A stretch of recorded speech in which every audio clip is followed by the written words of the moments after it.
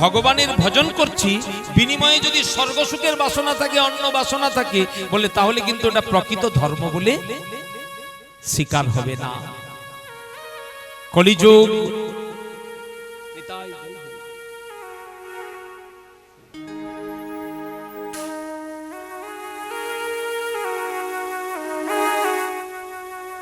প্রেমানন্দে হরি হরি হরি বল।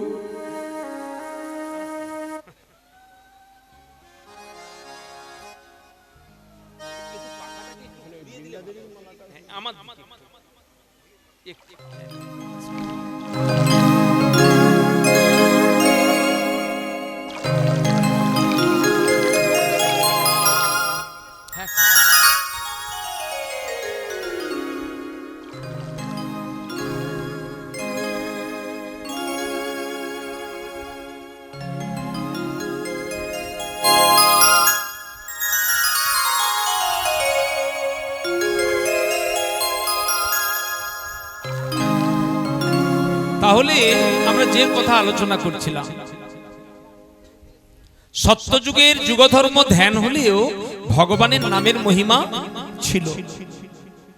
আরো একটা জ্বলন্ত দৃষ্টান্ত আপনাদের কাছে ভাগবত দিচ্ছেন। ইনিও সত্যযুগের মানুষ ছিলেন।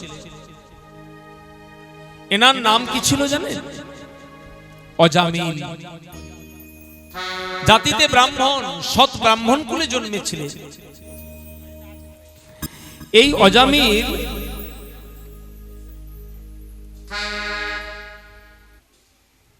কান্নকুব্জ বলে একটি প্রদেশে দক্ষিণ ভারতে উনি জন্মগ্রহণ করেন। ভাগবত বর্ণনা দিচ্ছেন, কান্নকুব্জে দ্বিজ কশ্চিৎ দাসীপতির অজামিল। কান্নকুব্জে দাসীপতি অজামিল জন্মগ্রহণ করেছিলেন বা ছিলেন। অর্থাৎ ব্রাহ্মণ হয়েও ইনি কর্মচণ্ডালত্ব প্রাপ্ত হয়েছিলেন।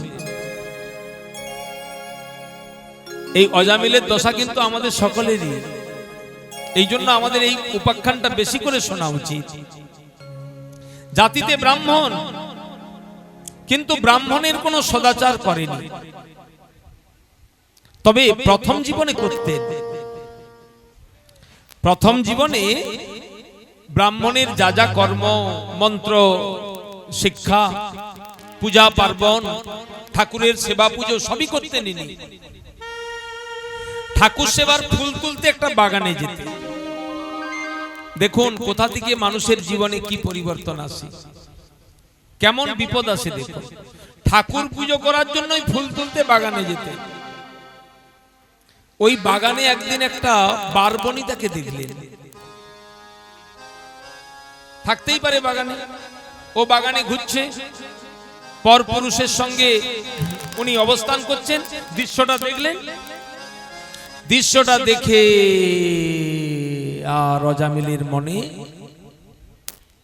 কালি জন্মে গেল। জগৎকে শিক্ষা দিচ্ছে। ওই রমণীটার মোহে পড়ে গেল অজামিল। ধীরে ধীরে করলেন কি, সেই রমণীটাকে নিয়ে আলাদা করে সংসার পাতলেন বনে গিয়ে। ব্রাহ্মণ হয়ে এই রকম গর্হিত কর্ম করলে সমাজে তাকে রাখবে? সেকালের দিনে সমাজ থেকে বহিষ্কৃত করে দিয়েছেন, এখন বনে গিয়েছে।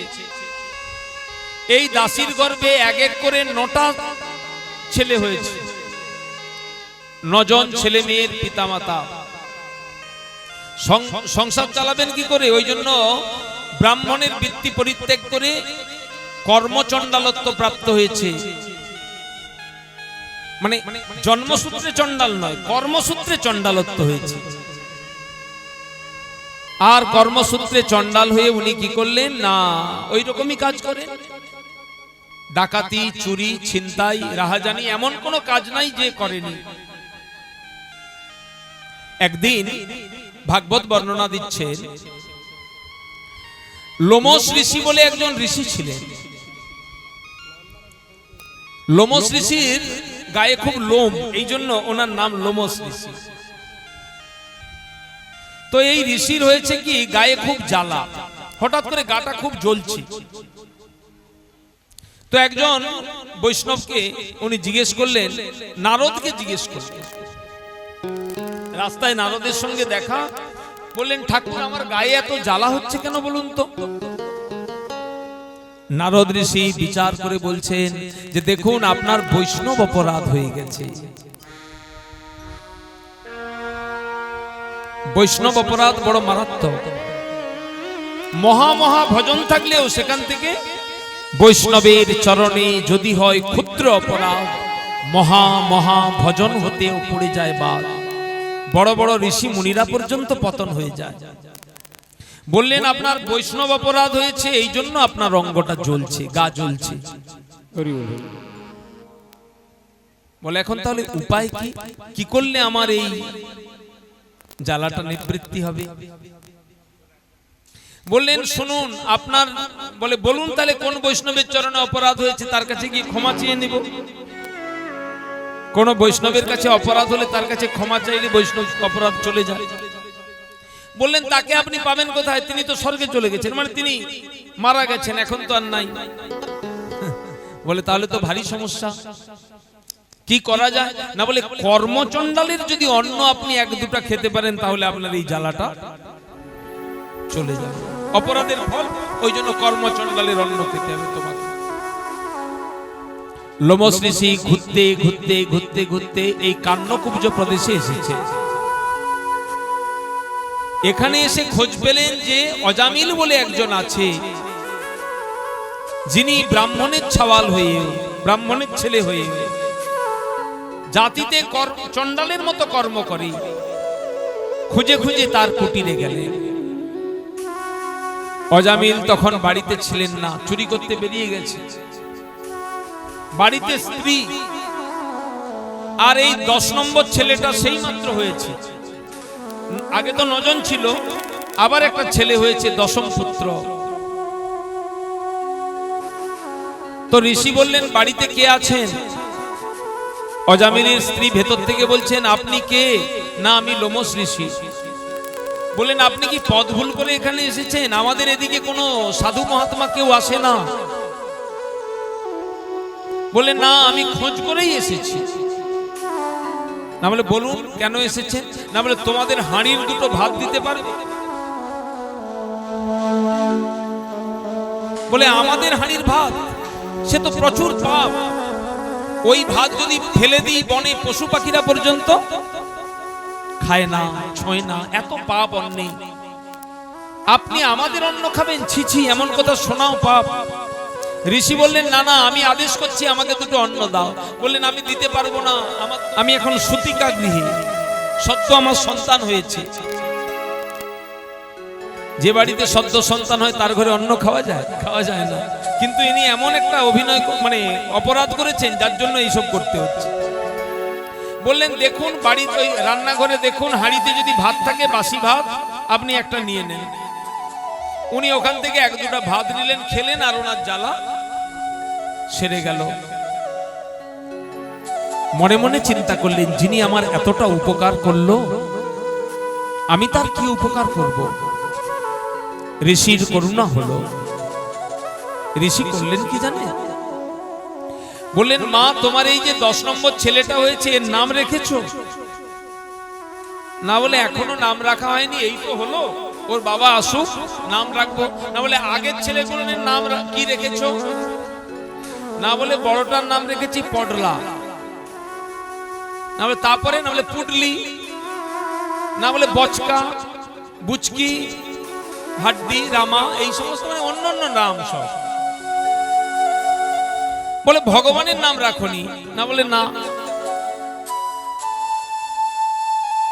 না বলে শোনো এই ছোট্ট ছেলেটার নাম একটা আমি দিয়ে যাচ্ছি, তোমরা রাখবে, এই নামে ওকে ডাকবে। ঋষির করুণা হয়েছে। এর জন্ম জন্মান্তরের ভবব্যাধি ঘুচাতে হবে। এর কল্যাণ কি করে হবে? ওই জন্য ঋষি বললেন শোনো এই ছেলেটার নাম আমি আজ থেকে দিলাম নারায়ণ। কি নাম দিলেন? নারায়ণ। এখন হয়েছে কি অজামিল আর ওর পত্নী দিনে 10 বার 20 বার ওই ছেলেটার নাম ধরে ডাকে। কই গো, আরে নারায়ণ খেয়েছে, নারায়ণ ঘুমিয়েছে, নারায়ণকে স্নান করিয়েছো, এই দিনে 10 বার নারায়ণের নাম বলছে। এই অজামিল নারায়ণ নারায়ণ সারাক্ষণ ছোট ছেলের প্রতি বাবা মায়ের একটা স্নেহ বেশি থাকে, সব সময় ছোট ছেলেটার নাম ধরে ডাকে। জীবনের অন্তিমে যখন মৃত্যু শয্যায় শুয়েছেন এই কান্নকুব্জির কর্মচণ্ডাল ব্রাহ্মণ এই অজামিল মৃত্যু শয্যায় নাভিশ্বাস উঠে গেছে একেবারে। মৃত্যুর আগে যেমন শ্বাস নিতে কষ্ট হয় সেরকম নাভিশ্বাস উঠে গেছে। আর নাভিশ্বাস উঠেছে দেখেই যমলোক থেকে যমদূতগণ এসে দাঁড়িয়ে গেছেন। কজন? 3 জন। 3 জন যমদূত এসেছে। অজামিল জীবনে এত পাপ করেছে, একা একা নিয়ে যেতে পারবে না। দেহের দ্বারা যত পাপ করেছে তার জন্য একজন, বাক্যের দ্বারা যত পাপ করেছে তার জন্য একজন, আর মনে মনে যত পাপ করেছেন তার জন্য একজন। 3 জন যমদূত এসে দাঁড়িয়ে গেছেন অজামিলের 3 পাশে। ভয়ঙ্কর মূর্তি, বড় বড় চোখ, কুঞ্চিত কেশদাম, ঘন মেঘের মতো বিভৎস চেহারা, হাতে আবার একটা অস্ত্র। অজামিল ভয় পেয়ে গেছে মৃত্যুর আগে। কাকে ডাকবেন? বড়গুলো তো চুরি করতে গেছে, ঘরে আছে বলতেই ছোট ছেলে নারায়ণ, তাই প্রাণপণে ডাকছেন নারায়ণ আয়, নারায়ণ আয়, নারায়ণ আয়। কি বলছে? নারায়ণ আয়। আচ্ছা, নারায়ণ আয়টাকে যদি একসঙ্গে বলা যায়, নারায়ণ আয়, নারায়ণ আয়, নারায়ণ আয়, মন্ত্র হয়ে যাচ্ছে।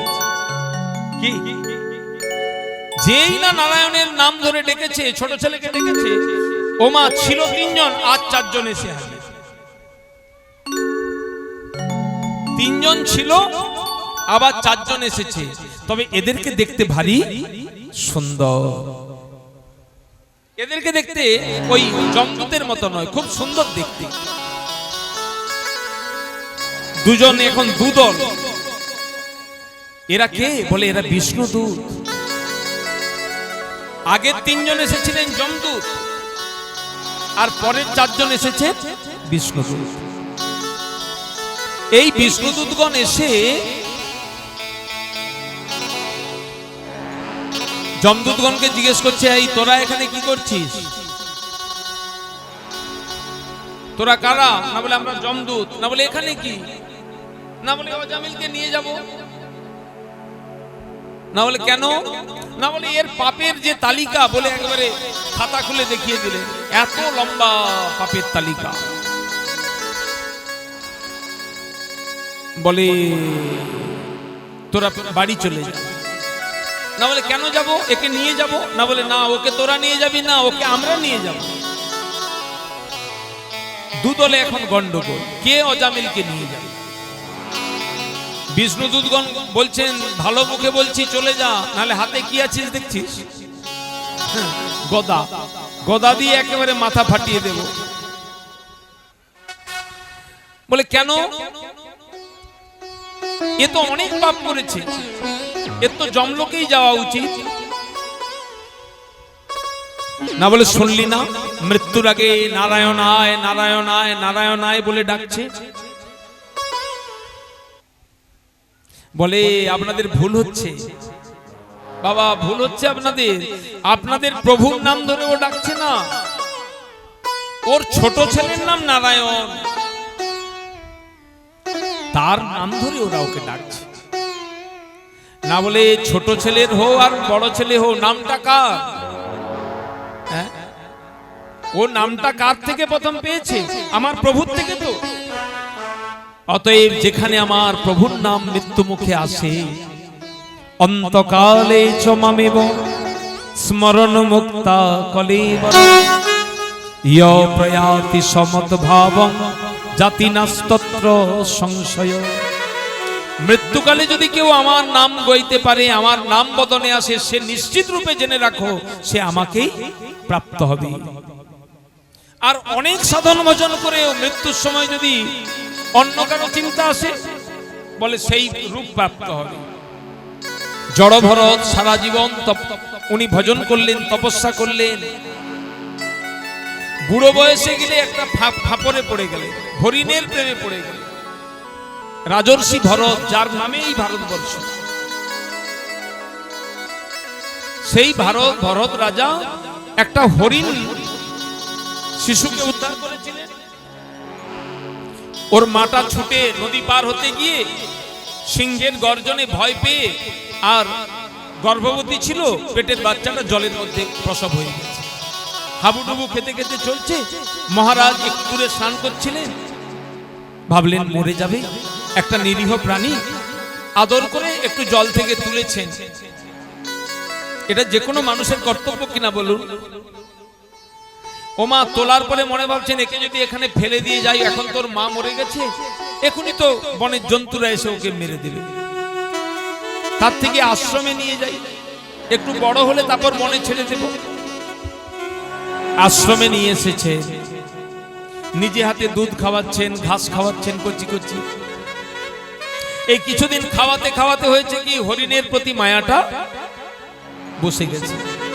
এখন হয়েছে কি, নাম মন্ত্র স্মরণ করতে বসলেও হরিণের কথা চিন্তা করে, খেতে বসলেও হরিণ, শুতে গেলেও হরিণ, সব সময় হরিণময় হয়ে গেছে।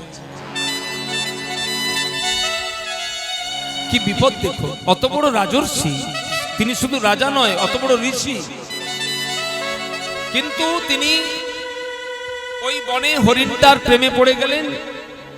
হরিণ হরিণ হরিণ হরিণ করতে করতে মৃত্যু হলো, পরের জীবনে হরিণ হয়ে জন্মাতে হলো।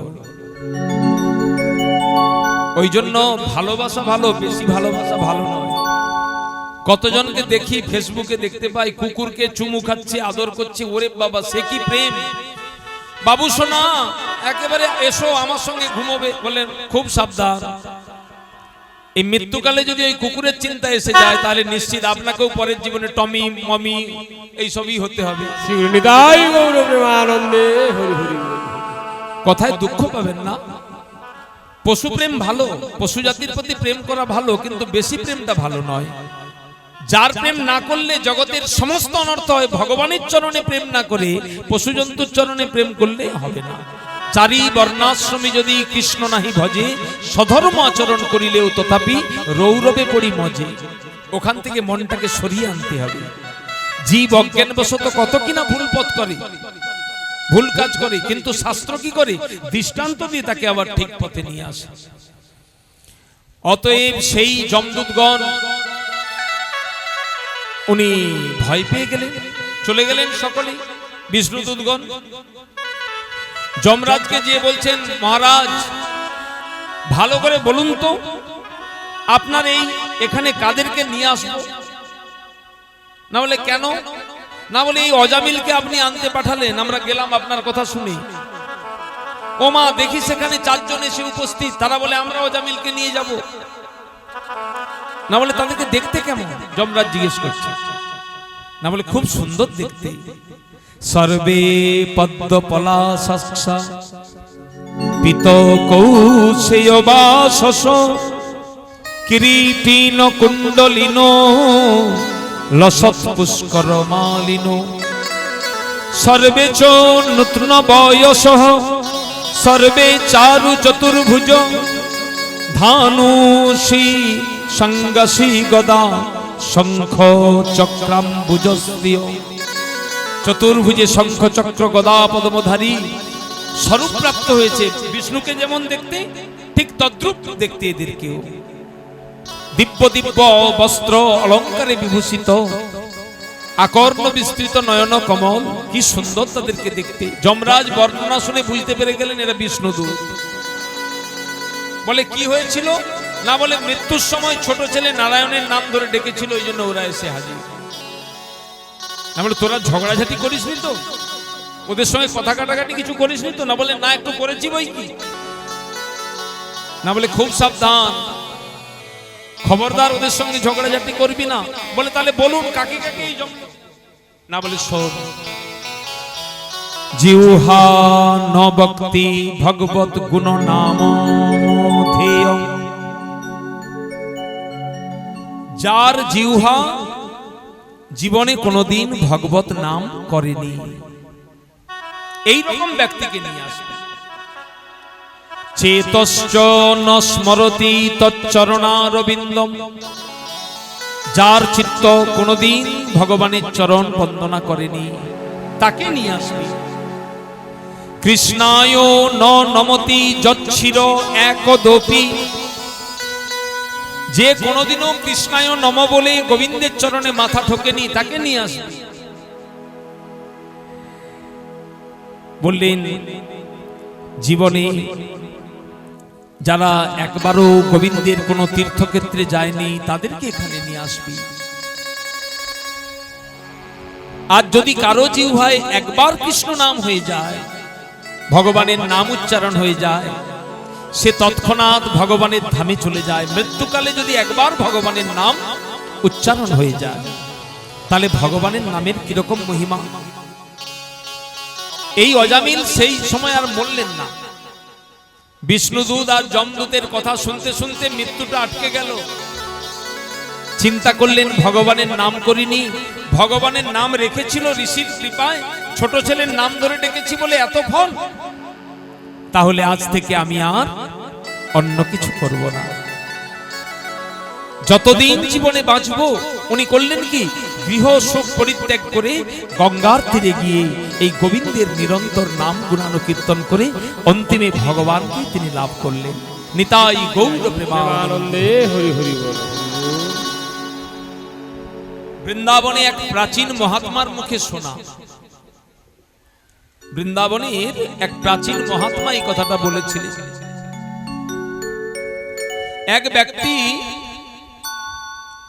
সারা জীবন কোনো ধর্মকর্ম করেনি, বরঞ্চ অধর্মের রাস্তা বেছেছেন। জীবনে যত সঞ্চয় করেছেন, কর্ম করেছেন, সব একটি বারবনিতাকে দিয়ে দিয়েছেন। বারবনিতার সঙ্গ করতে করতে তার সঙ্গে জীবনটা শেষ। একেবারে বুড়ো হয়ে গেছেন এখন, তবু অন্তরে লালসা এখনো যায়নি। যা অর্থ ছিল সব ওই বারবনিতাকে দিয়ে দিয়েছে। তবু বুড়ো বয়সে করেছে কি, 2 পয়সা ছিল সেকালের দিনে, এই 2 পয়সা দিয়ে একটা ফুলের তোড়া কিনেছেন, গোলাপ। গোলাপ ফুল নিয়ে ওই রমণীকে দিতে যাচ্ছে বৃদ্ধ বয়সে। শুনুন কি হয়েছে ঘটনাটা। তো যেতে যেতে ওই বারবনিতার বাড়িতে গেলে একটা বড় নালা পার হতে হয়। বুড়ো বয়স, লাভ দিয়ে পার হতে গিয়ে হয়েছে কি, কোন রকমে পার হয়ে গেছেন, কিন্তু টাল সামলাতে পারেনি, হাতের ফুলের তোড়াটা ওই ড্রেনের জলে, মানে নিচে নালার জলে পড়ে গেছে। বলেন যা, শেষ সম্বলটুকু এই পয়সাটা দিয়ে ফুলের তোড়াটা দিতে চাইলাম, এটাও পড়ে গেল। কি বলবেন, উড়োখই গোবিন্দায় নম, বলে যা কৃষ্ণায় নম বলে দিয়েছে। মানে ফুলটা তো কাজে লাগলো না, প্রিয়তমাকে দিতে চেয়েছিলাম, দিল না, লাগলো না, বলে অতএব কি করলো, বলে কৃষ্ণায় নম। এই বলে উনি সেই বারবনিতার ঘরে পৌঁছেছেন। আর ভাগ্যক্রমে ওই দিনই ওই রমণীর ঘরে গিয়ে রাত্রেবেলা মৃত্যু হয়ে গেছে। বারবনিতার ঘরে মরেছে, ওকে বিষ্ণুদূত নিয়ে যাবে, যমদূতগণ টেনে টেনে যমলোকে নিয়ে গেছে। চিত্রগুপ্তকে যমরাজ বলছেন, কই হে, খাতাটা খুলে দেখো তো এই ব্যক্তির কি হয়েছে। উনি খাতাটা এক মুহূর্ত উল্টে বললেন, মহারাজ মহারাজ, সর্বনাশ, এর জীবনে কোনো সুকৃতি নাই, অধর্মে জীবন কাটিয়েছে, অনন্ত নরকবাস। চিত্রগুপ্ত বলছে। ধর্মরাজ বলছেন, এই চিত্রগুপ্ত, ভালো করে খাতা খুলে দেখো, ভারতবর্ষে জন্মেছে, এই ভারতবর্ষে যারা জন্মায় তারা জীবনে কোনো না কোনো পুণ্যকর্ম করবেই, এটা নিয়ম শাস্ত্রে। ওনা চাইলে ওর দ্বারা একটা না একটা পুণ্যকর্ম হবে। এই ভারত ভূমিতে যার জন্ম হয়েছে, এটা এত সহজ কথা নয়। স্বর্গের দেবতারা পর্যন্ত এই ভারত ভূমিতে মানব জীবন লাভ করতে চায়। ভারতের মাটি এমন পুণ্যাত্মা। ভালো করে খুলে দেখো, ভারতে জন্মেছে যখন একটা না একটা পুণ্য আছে। তো চিত্রগুপ্ত আবার ভালো করে পাতা উল্টে উল্টে বললেন, মহারাজ পুণ্যকর্ম করেনি, একটা পুণ্যের আভাস দেখতে পাচ্ছি। মৃত্যুর আগে একটা গোলাপ ফুল এরকম জলে পড়ে গেছিল, ও কৃষ্ণায় নম বলেছে। না বলে তাহলে তুমি যে বলছিলে কোন পুণ্যকর্ম করেনি। ব্যক্তিকে বলছে, শোনো, তোমার দুই রকম রাস্তা। এই যে তুমি একটা গোলাপ ফুল কৃষ্ণায় নম বলেছো, এর জন্য তোমার 5 মিনিট সময় দেয়া হলো। তুমি স্বর্গের যে আমাদের বড় গোলাপের বাগান আছে, এই বাগানে তুমি 5 মিনিট থাকতে পারবে। তারপরে অনন্ত নরকবাস, কোনটা আগে চাও বলো?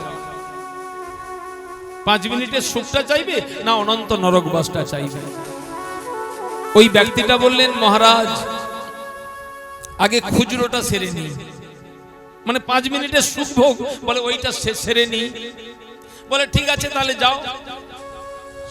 যমরাজের কর্মচারীগণ নিয়ে গেলেন ওকে, নিয়ে গিয়ে গোলাপ বাগানে ছেড়ে দিয়েছেন।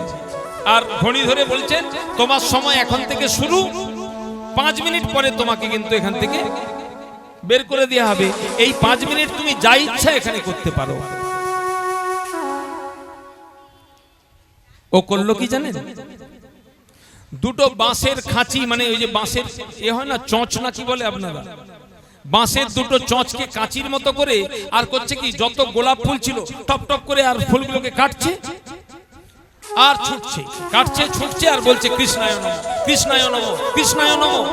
এই বলে বলে আর সারা গোলাপ বাগানে যত গোলাপ ফুল ফুটেছিল সবকে কেটে দিয়ে কৃষ্ণায় নমঃ বলছে। 5 মিনিট পরে যখন ওকে যমরাজের কাছে নিয়ে গেল, যমরাজ তো চিন্তায় পড়ে গেলেন, এ তো ভারী বিপদ। পৃথিবীতে মানুষ পাপ কর্ম করলে যমলোকে আসে, আর পৃথিবীতে ধর্ম আচরণ করলে মানুষ স্বর্গে যায়। কিন্তু যমলোকে কেউ যদি ধর্ম আচরণ করে তার শাস্তি কি হবে? শাস্ত্রে তো বলা নাই। যমলোকে গিয়ে কেউ যদি ধর্ম আচরণ করে তার কি ফল হবে, তো শাস্ত্রেও বলা নাই। অতএব যমরাজের মাথা ঘুরছে, কি বিধান দেব। বলে এক কাজ করুন, ব্রহ্মার কাছে যাই। ব্রহ্মার কাছে গিয়েছে, ব্রহ্মাকে গিয়ে জিজ্ঞাসা করছেন, পিতামহ বলুন তো, এই ব্যক্তি একে 5 মিনিটের জন্য গোলাপ বাগানে ছেড়েছিলাম, আমার গোলাপ বাগানে যত ফুল ছিল সবকে কেটে কৃষ্ণায় নমঃ বলে দিয়েছি, এখন এর ফল কি হবে? না বলে এই রে, এর বিধান তো আমারও জানা নাই। এখন যার নামে প্রণাম করেছে কৃষ্ণায় নমঃ, চলো আমরা একবার সকলে তার কাছে যাই। এই বলে দ্বারকানাথের কাছে গিয়েছেন, ভগবানের কাছেই গিয়েছে। দ্বারকানাথ সব শুনে বলছেন যে চলুন আমি আপনাদের যমলোকে যাব, ওই ব্যক্তির কি ফল আপনাদের চোখের সামনে আমি দেখাতে চাই, চলুন। বলে ভগবান যমলোকে এলেন, আর এসে করলেন কি জানেন? বললেন, শোনো, যত যত ধর্ম আচরণ ইত্যাদি এগুলো সব পৃথিবীতে করার জন্য নিয়ম আছে, তবে আমার নামের কোনো নিয়ম নাই। খাইতে শুইতে যথা তথা নাম লয়, দেশ কাল নিয়ম নাই সর্বসিদ্ধি হয়। মহাপ্রভু বলছেন না, হরে কৃষ্ণ কৃষ্ণ কৃষ্ণ হরে হরে, হরে রাম রাম রাম হরে হরে। প্রভু কহে কহিলাম এই মহামন্ত্র, ইহা গিয়া জপসবে করিয়া নির্বন্ধ, ইহা হইতে সর্বসিদ্ধি হইবে সবার, সর্বক্ষণ বলো ইথে বিধি নাহিয়া। সব সময় হরিনাম বলা যায়।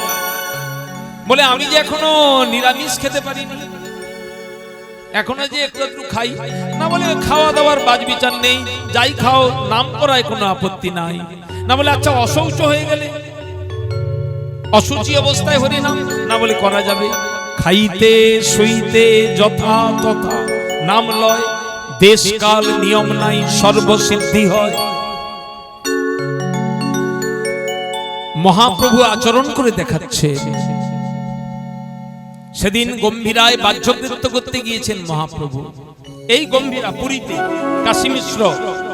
কাশী মিশ্রালয় গম্ভীরা মঠ গেলে একবার যাবেন, আমাদের বক্রেশ্বর পরিবারের শ্রীপাদ। এইখানে মহাপ্রভু শৌচকৃত্য করতে গিয়েছে। মহাপ্রভুর সবদিন একটা ছোট্ট বালক ছিল, ওর নাম গোপাল। মহাপ্রভু বাইরে গেলে বাহ্যকৃত্য করতে ও জলপাত্র নিয়ে দাঁড়িয়ে থাকতেন। বাহ্যকৃত্য করলে মহাপ্রভুর হাতে জল দিতে। তো একদিন গোপাল দেখছে মহাপ্রভু জিহ্বাটাকে ধরে রেখেছে আর শৌচকৃত্য করছে। বাহ্যকৃত্য করতে করতে কি করছে, জিহ্বাটাকে ধরে রেখেছে। ছোট গোপাল জিজ্ঞেস করলেন, আচ্ছা প্রভু, আপনি আজকে শৌচ করতে করতে জিহ্বাটাকে ধরে রাখছিলেন কেন?